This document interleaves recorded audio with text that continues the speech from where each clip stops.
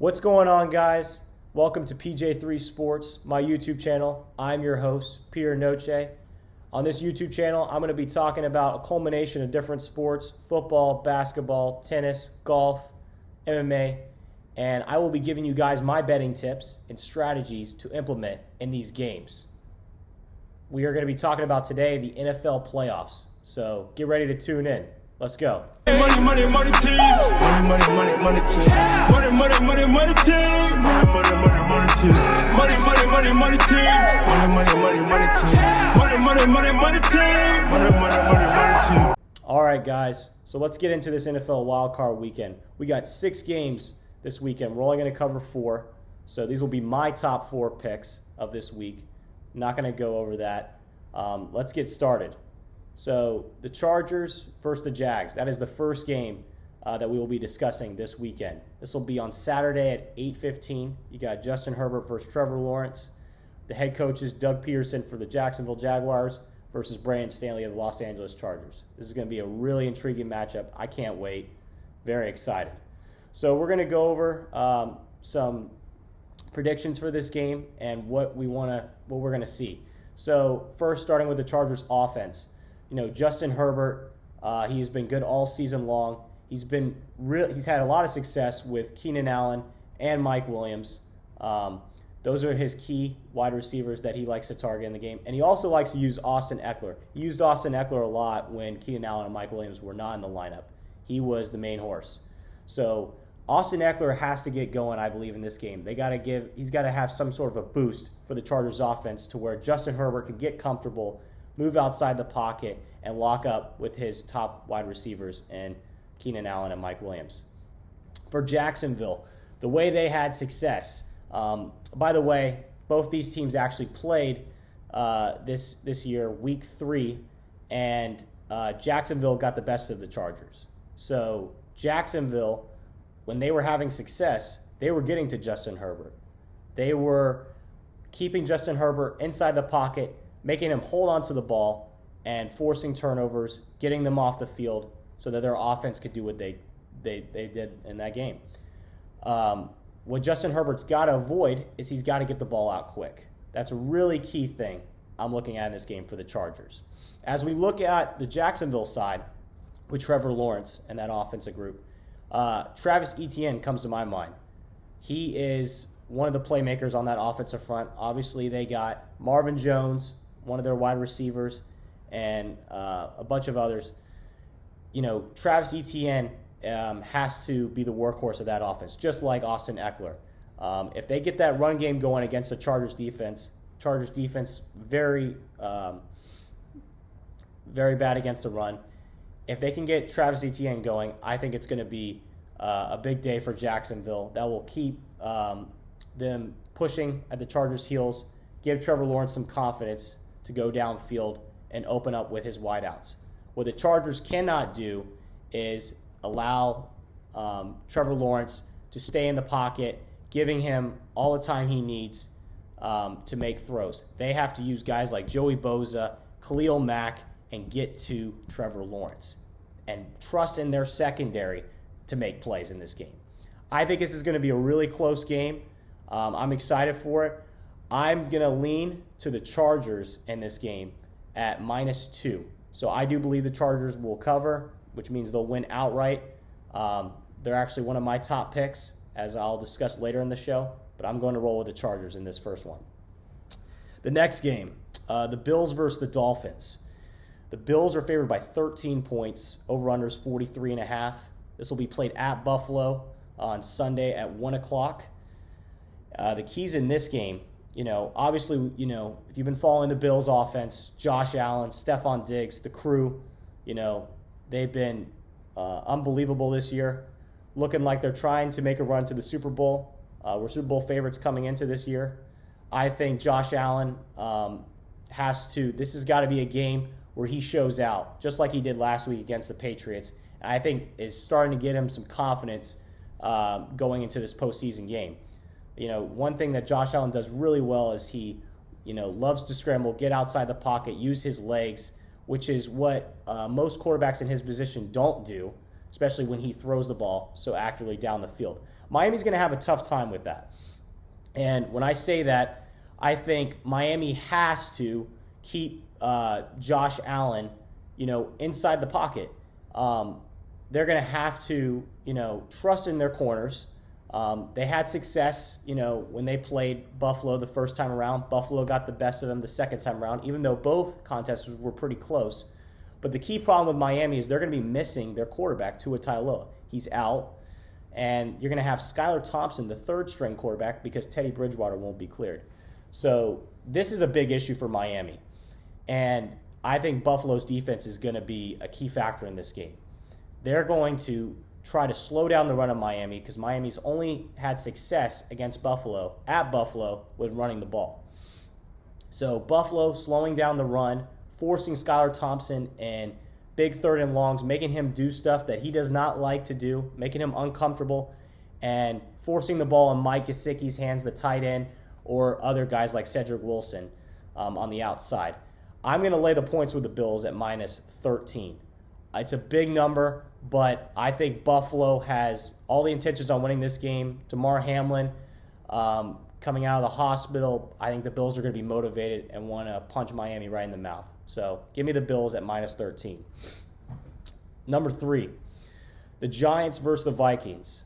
Giants are 3-point underdogs in this game, and the over-under is 47.5. This is played at Minnesota.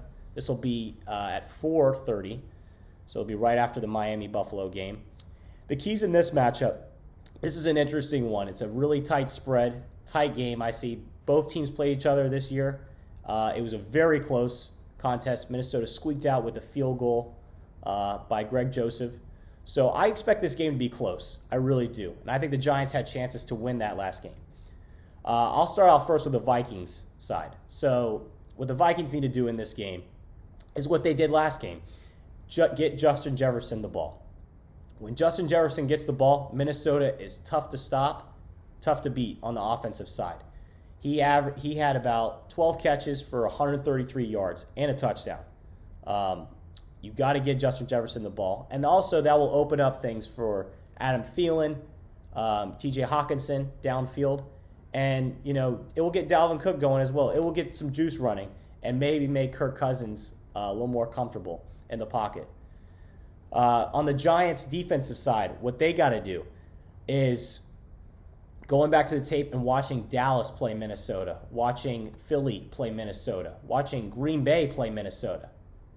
What did they do? They got to Kirk Cousins. They came up the middle, forced Kirk Cousins to the outside, and it caused a lot of problems for Kirk Cousins. Made him look one-dimensional.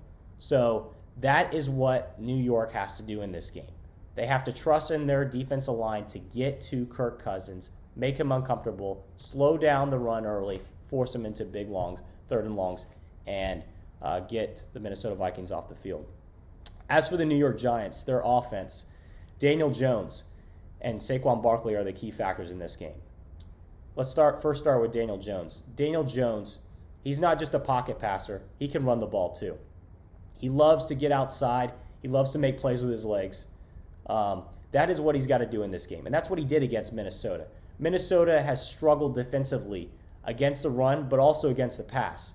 But they play a cover 2 zone, which is what the Giants are going to be okay with. I think Daniel Jones is going to be okay with that. They played a lot like that last time they played, and that's going to give Daniel Jones to make some decisions with his legs. And Minnesota, if they decide to come up on Daniel Jones, he'll be able to make that throw down the field. Saquon Barkley, Barkley's got to do what Barkley's got to do. They got to give him the ball. He's got to make plays and keep them in this game. And for the Vikings defense, what's made them so different from other teams this year, even though they've struggled defensively more than most teams that are in these playoffs, is they're able to get turnovers. Minnesota's got to get turnovers off of Daniel Jones, whether it's strip sacks, interceptions, forcing Daniel Jones in third and longs, making him uncomfortable in the pocket, just like the Giants need to do to Kirk Cousins. That is what Minnesota needs to do. They have a very high turnover ratio, 15 interceptions this season. That is what they need to do. Ultimately, for this pick, this is a tough one. I'm going to lay the Giants at the +3. I'm actually going to probably get it at +3.5. So I'm going to take the hook with it. We will talk a little bit about that with taking the hook. I'm leaning on the Giants in this game. As for the last game that I'm going to be targeting for this wild card weekend is the Ravens and the Bengals. And the Bengals are 8-point favorites. Over-under's 40.5. Very low number. And this will be played in Cincinnati at 8 o'clock, Sunday Night Football. So we don't know the news on Lamar Jackson. We are expecting that he probably will not play. And if he does play, he is not going to be 100%. So that gives me some issues right now with Baltimore on where they're at. Tyler Huntley, limited in practice. We don't know where he's at.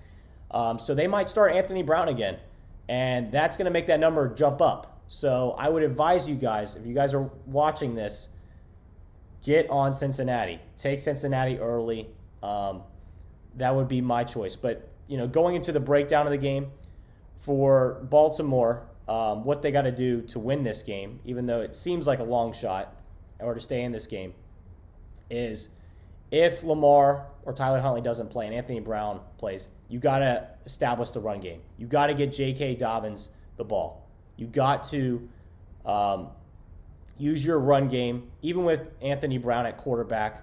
You got to be versatile in the way you approach it, because Cincy's defense is elite. They are a very elite defense, one of the top 5 defenses in the league. And Cincy is going to try to get turnovers, just like they did in last week's game to finish out the regular season. For Cincy, they're just going to keep doing what they're doing and forcing turnovers, putting pressure on Baltimore, forcing Baltimore to pass, which is what they don't like to do. Baltimore likes to run, and slowing down the run of Baltimore. For the Bengals offense, Joe Burrow, and Jamar Chase, that duo right there, they got to get linked up in this game. And that will be a problem for Baltimore to stop.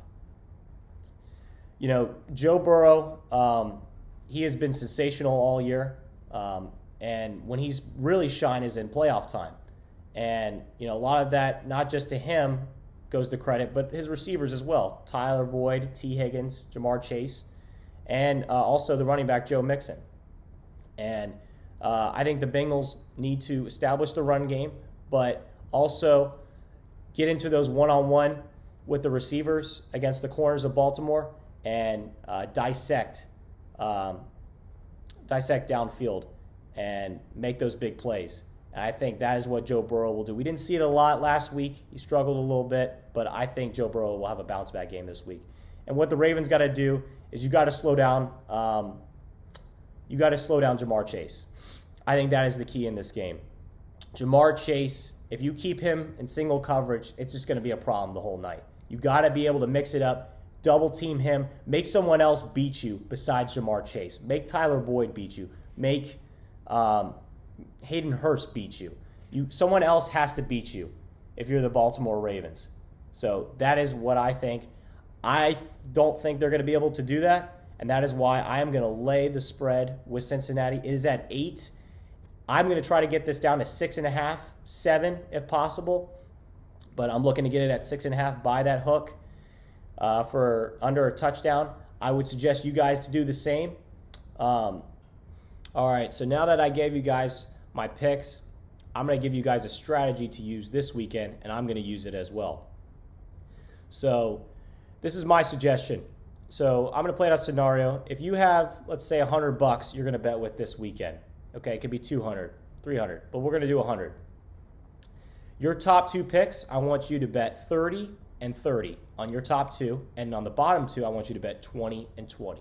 So this is going to be able to diversify and stick with your stronger picks on the top end.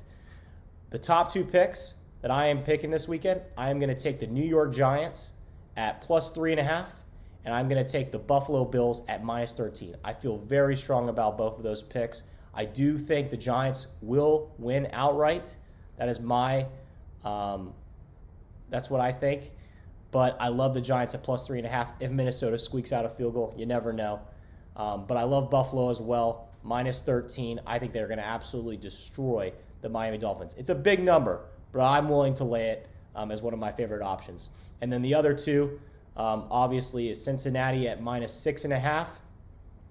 And my second one is the Chargers at minus 2.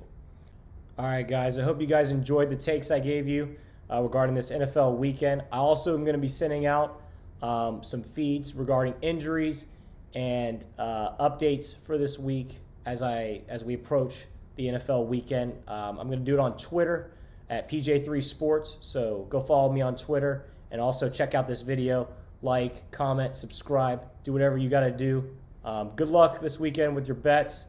Hope it goes well, and I'll tune in until next week.